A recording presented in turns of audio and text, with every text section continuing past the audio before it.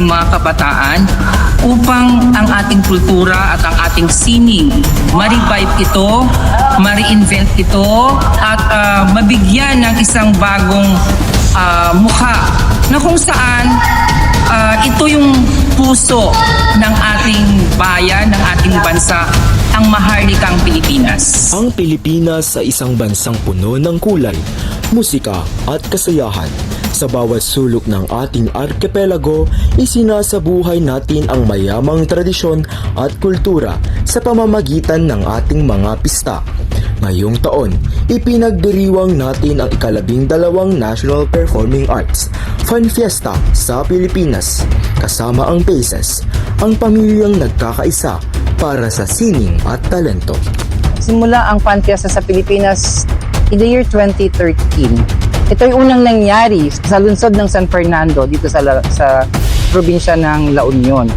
At mula roon ay patuloy na itong ginagawa sa iba't ibang mga lalawigan ng ating bansa.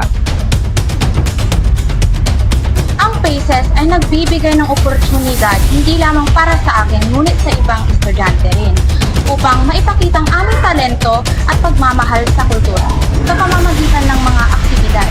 Sa PACES, binibigyang halaga ang bawat kilos, pilantik, tunog at wikang bumubuo sa sining ng ating mga pista. Ang bawat kalahok mula apari hanggang hulo ay may kani-kaniyang kwento, mga kwentong pinanday ng pagmamahal sa tradisyon at kultura. Noon namin itong programang ito dahil gusto naming bigyan ng kamalayan ang kabataang Pilipino sa kanyang pagmamahal sa kultura at sining ng ating bansa. Ang ating pagdiriwang sa mga pista ay higit pa sa selebrasyon. Ito ay pagpapahayag ng pananampalataya, pasasalamat at pagkakakilanlan ng ating lahi. Ang PACES ay naging tulay upang maipakita at maibahagi ang ganda at pagkakaisa ng ating mga kultura sa pamamagitan ng sining. Ngunit ang bawat pagtatanghal ay hindi lamang tungkol sa mga mananayaw at mga awit.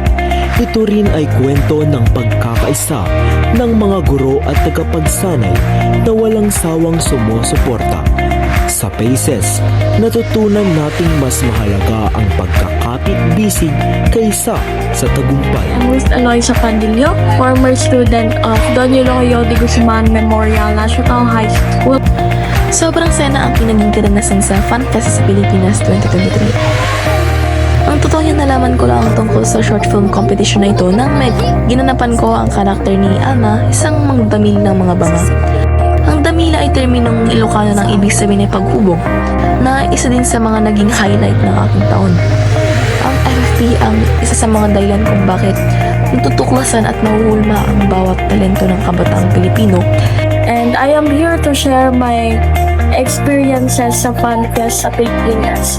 So, dito sa Fun Fiesta sa Pilipinas, I joined this event 2 times in a row.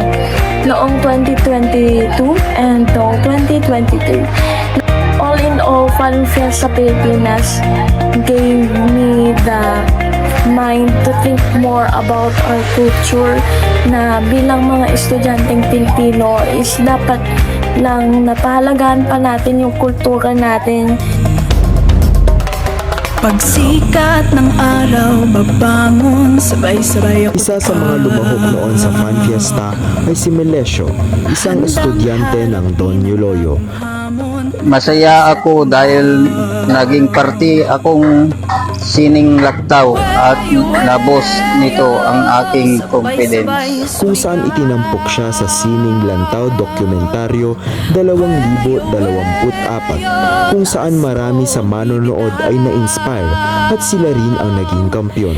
Ika'y pag-asa ng bayan.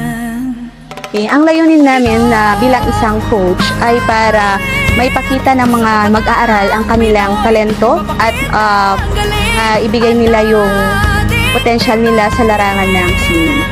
Ang ganito mga kompetisyon ay napakahalaga para malinang ang mga kakayahan ng mga mag-aaral sa sining at higit sa lahat sa pagpapahalaga nila sa kulturang atin.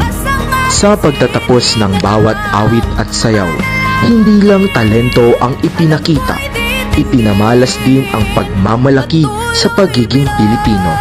Ito ang Paces, ang pamilyang nagbubuklod sa sining, talento at kultura.